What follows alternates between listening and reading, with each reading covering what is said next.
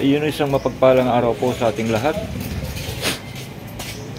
Ngayon po ay araw ng Biyernes. Coding po natin ngayon, mga katangkilik namin minamahal. Time check muna tayo is 7:30 in the morning. Yan.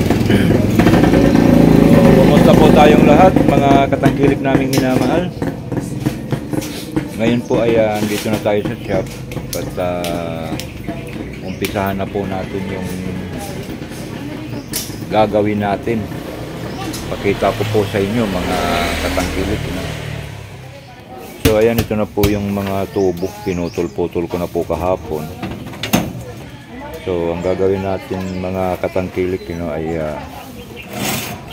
bubutasan po natin ito. Ayan, may mga marking na po. Ayan, bubutasan po natin. Tapos ilalagay po natin tong stainless na tornilyo dito. Ayan, pag nabutasan na po. Tapos pag nailagay po dyan, yan po yung pang-ipit.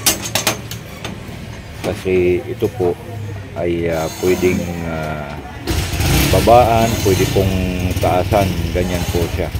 So pag na taasan na po, kung anong taas ang gusto, nababaan na kung anong baba ang gusto, saka po ngayon hihigpitan to. Yan, hihigpitan po yan mga katangkilik yan. So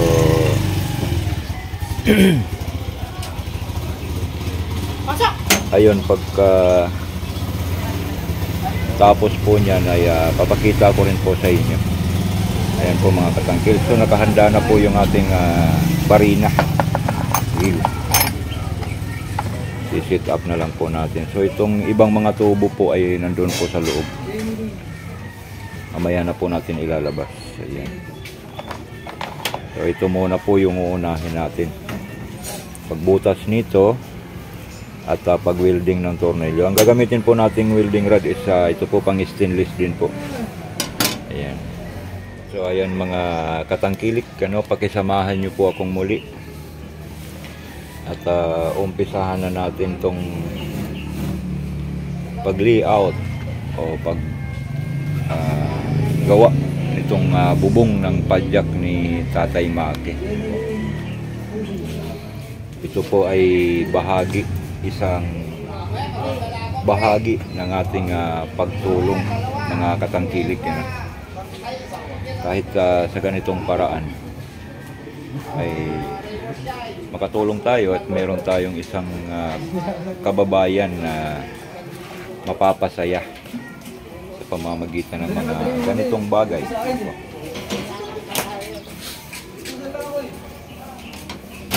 So ito, mga katangkilik, wala nang labor to dahil ako po mismo yung gagawa. So balikan ko po kayo, mga katangkilik, balikan ko po kayo mamaya. Gagawin ko lang po ito. Papakita ko rin po sa inyo mamaya pagkatapos.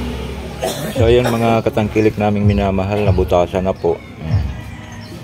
Lalagay na po itong tornilyo at naka-ready na rin po yung welding natin. Yan, mga katangkilik. So bago po natin i-welding to, lalagyan po natin ng used oil. Yan. Dahil stainless po ito, lagyan po natin ng used oil bago weldingin. So ayan, mga katangkilik naming minamahal, na 4 na piraso to dahil ito po yung pinaka-poste niya. Pinaka-poste. So ito po, dito po nakakabit yung bubong. Ayan. So ditanggal po yan. So, papakita ko po sa inyo mamaya pagkatapos niyan. So ayan, mga katangkilik naming minamahal, na gawa na po natin.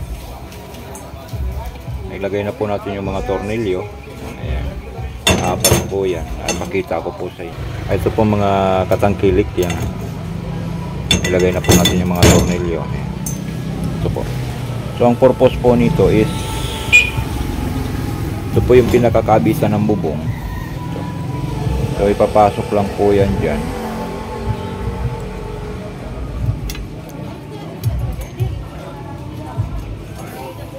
Yung mahigpit. Yan. Papasok po yan dyan. So ang purpose po nito is ito, dito po yung bubong pwedeng taasan, pwedeng babaan. Ayan po, depende po sa gusto ng may-ari, no? Na taas o baba, tapos sabay hihigpitan na po yan dyan.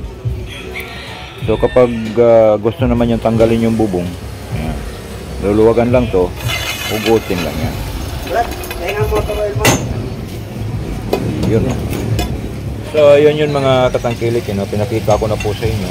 So susunod po natin gagawin ngayon ay frame.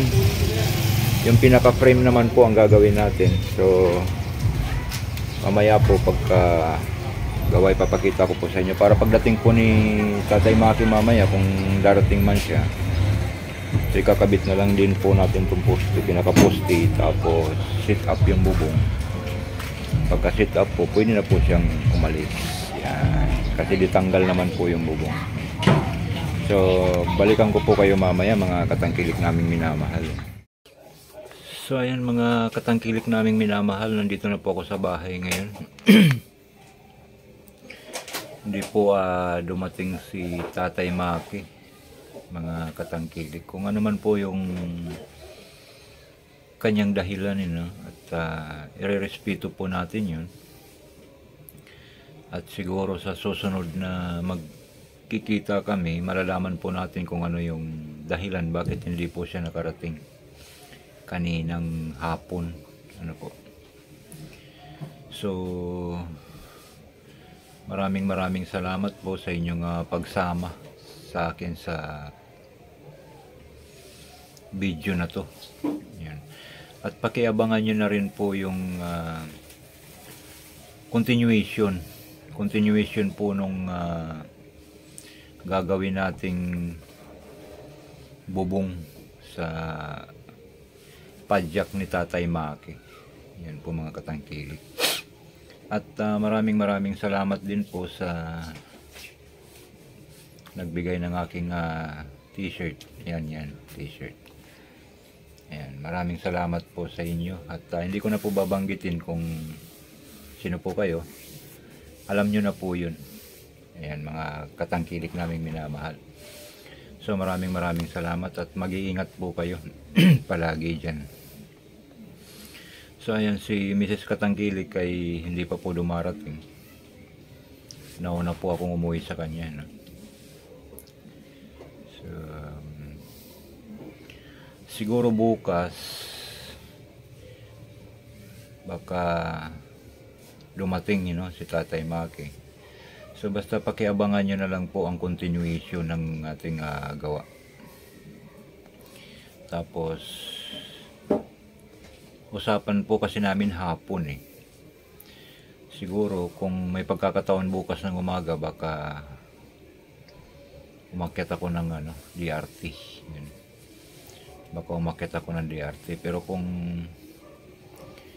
may tawag sa akin or text na may magpapagawa, malamang hindi po ako matutuloy. Yun. Pero yung bubong po ng padyak ni Tatay Maki ay tutuloy po natin yun. So pakiabangan nyo na lang po. At uulitin ko po kung ano man po yung dahilan kung bakit hindi siya nakarating kanina. Malalaman po natin yan kapag nakausap na po natin siya. Yan mga katangkilik naming minamahal. So sa ngayon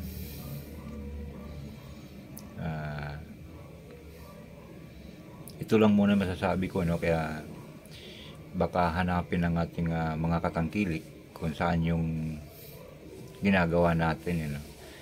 So actually nagawa na natin yung frame, yung mga poste niya, okay na po yun.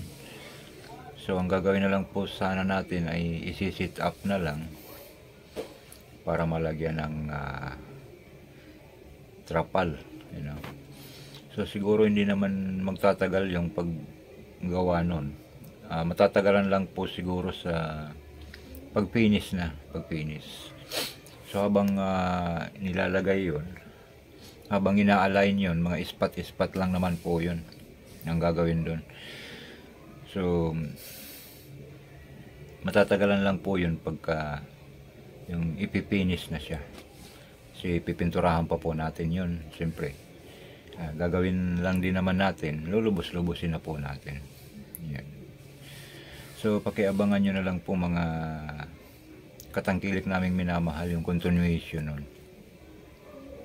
Yung gawa na yun, baka bukas. Pag wala, sasadyain ko na lang po doon sa kanila. Wala po kasi akong contact doon sa kay tatay. Wala po akong contact doon.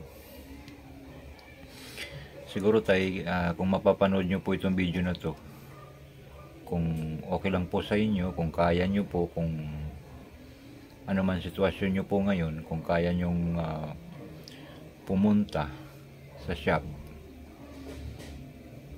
punta na lang po kayo.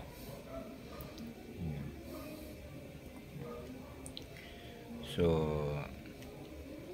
basta tuloy na po yan yung paggawa natin ng bubong ng padjak nyo po. So ayun mga katangkilik naming minamahal, siguro hanggang dito na lang po muna yung video natin. Short video po ito, no, para lang po ipaalam sa ating mga katangkilik na sumusubaybay, no, at nag-aabang dun sa ginagawa natin para sa padjak ni Tatay Maki, no? So sa lahat po ng ating mga subscribers, mga loyal subscribers, mga silent viewers, so maraming salamat po sa inyong walang sawang pagsubaybay at walang sawang pagtangkilik sa ating munting channel. So maglalambing na lang po sa inyo, paki-subscribe na lang po at huwag niyo pong kalimutang pindutin ang notification bell para updated po tayo sa lahat ng videos na ating i-upload. So maraming salamat pong muli sa lahat at shout out po sa lahat. So dito na lamang po muna ang ating video. Mag-iingat po tayo palagi. God bless us all.